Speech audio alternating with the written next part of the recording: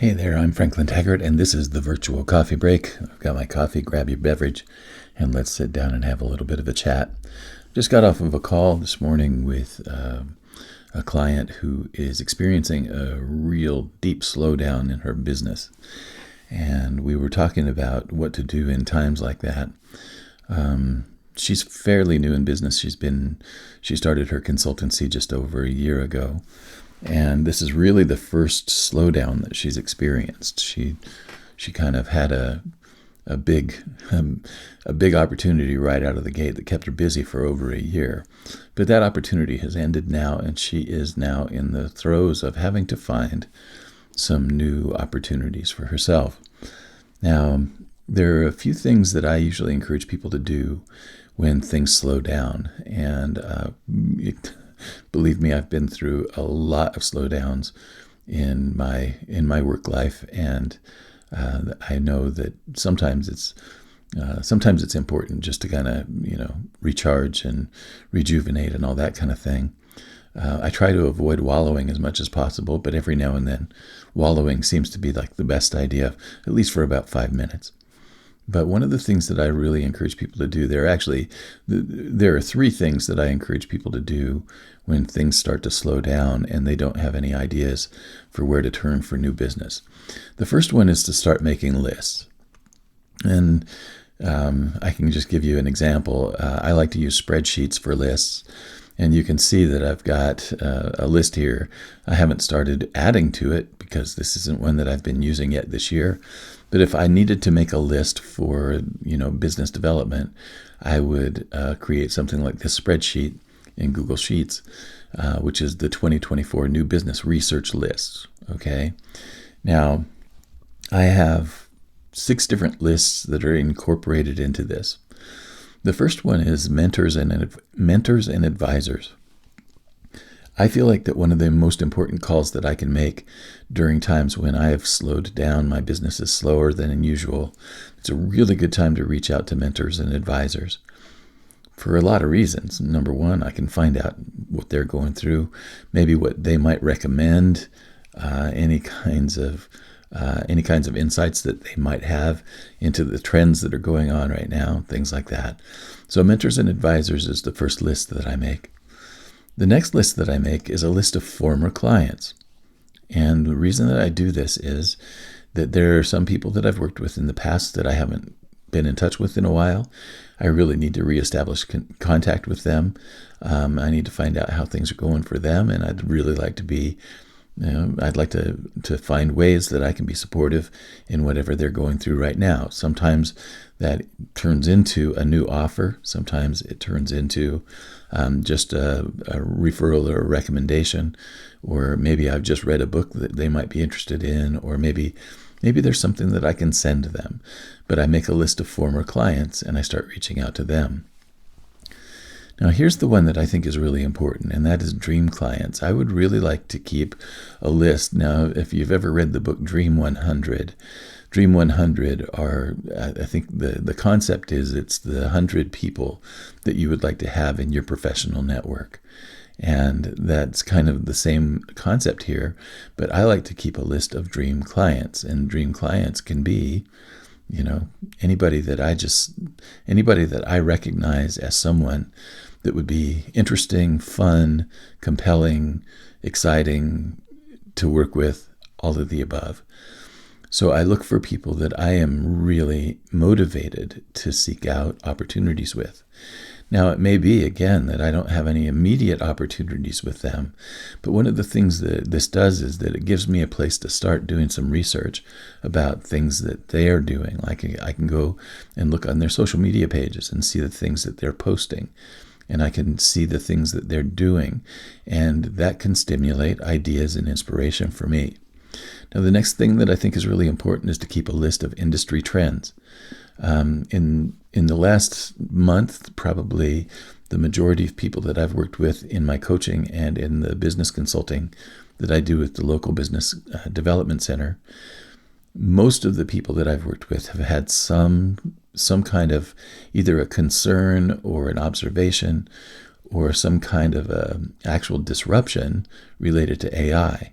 So one of the things that I need to start looking at more seriously are the trends around AI in creative industries. That seems to be coming up. Well, that can open up a whole Pandora's box of possibilities in terms of research. Now, the other thing that I like to keep track of is resources. So if I find a resource online, or if I find some kind of a resource related to one of the trends or one of the opportunities that I'm interested in, I like to keep a link of that. So I'll just keep a list of resource links as well. And then the last one is any idea or opportunity that I can spot in all of this different research that I'm doing. That list is an important one too.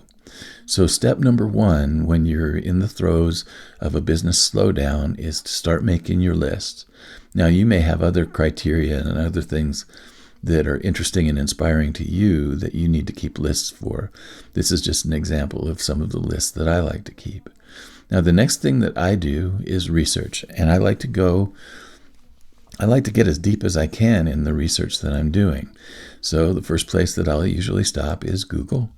And one of the things that I could do is I could look at AI projections in TV and film, and I want to look specifically for 2024. So AI predictions, yeah, that's fine. I could probably use that too. But Forbes first article out there is a Forbes article on the AI takeover in cinema and how movie studios are shifting over to use AI more. AI concerns. Okay, 42% of film and TV production workers say that AI will harm their work path. So the thing that I want to keep track of, though, is that I want to just see, it seems like that the majority of things that I'm seeing here are mostly professional concerns. I'm not seeing much being written in terms of opportunity. But one of the things that I can start looking at is that if I see articles here that I want to remember or want to refer to, one of the things that I can do then is I can just open the article and take the link from there, go over to my spreadsheet and get into my resource list, or actually in my trends list, and I'm just going to copy that link right into that cell. Okay, so the nice thing about it, if you use Google Forms, you can see it'll open up a nice preview window of the link when you post it. So that automatically gets saved. I can go back to my Google again and continue to look for things. So Google is the thing that I tend to go for first. Now, the other thing that I wanted to show you are some search tools within Google that I think are really, really helpful. If you go over here to the right of your search bar, and just underneath it on the right end, there's the word Tools. Click on Tools and open it up, and you'll notice that you get this little drop-down menu over here, Advanced Search, All Results, and Anytime. Now, the Anytime one is the one that I'm particularly interested in, because what I would really like to find out is what has been published in the past month about projections for TV and film industry. Now, I'm going to go ahead and go with Google's suggestion for predictions and just see. Looks like it's more of the same, but I think one of the things that I'm also going to be very interested to do is I'm going to go ahead and look at as many of these that I can. But what I'm really starting to want to find out are what are the opportunities that are being created, or what are the opportunities that are being missed by my people who are in video and film and TV. Like, what opportunities are they not seeing? Because one of the things that I can do as a coach is go to them and say, have you thought about this? And if not, would you like to put together some kind of a strategy with this in the center of it? So the research is something that I like to do. Verbatim results, you can get specific things, but I'm not sure why it showed me hotels in Loveland, Colorado. That doesn't really, that's not relevant to my search at all. But it can tell us a lot about the trends that are coming up, and I can look at verbatim search results. The other thing in advanced search is that I can get really specific about the criteria that I use, exact words and phrases, or any words and phrases, none of those words, numbers ranging from and to. It's really pretty complex. So one of the things that I would encourage people to do is to just do as much deep research as you can on the trends that people are talking about. That was one of the other lists that I meant to put down, and that is that it's a hot topics list. The hot topics list is one where what are the things that people are talking about now in conversations that I have. Now, the last thing that I tell people during a business slowdown that I think is a really important thing is that you just need to put some new offers out there, right? If you've got a new product, put your new product offer out into the world and let people know about it. Try to reach the new people that you need to reach who may need the product that you're putting out there. But don't get stuck in that waiting for something to happen. Go out there and initiate things and inspire things to happen. And, if you've got something old or new to offer, go ahead and put it out into the world. So those are the three things that I usually encourage people to do. Start making lists. Start making the important lists of trends, people, connections, resources, all of those kinds of things. Do your deep research. Like, the way that you can tell that your research is being fruitful is if you start getting ideas as you read. If you start getting ideas, insights, and inspiration, your research is working. Make sure that you're recording the insights, ideas, and inspiration that you have. That's where your opportunities are going to come from. And then finally, the last thing is either dust off an old offer or create a new one, but put some offers out into the world and start asking people if they're interested. So those are the three things that I recommend if business slows down for you. If you have any questions about that, please get in touch with me. My blog is franklintaggart.com.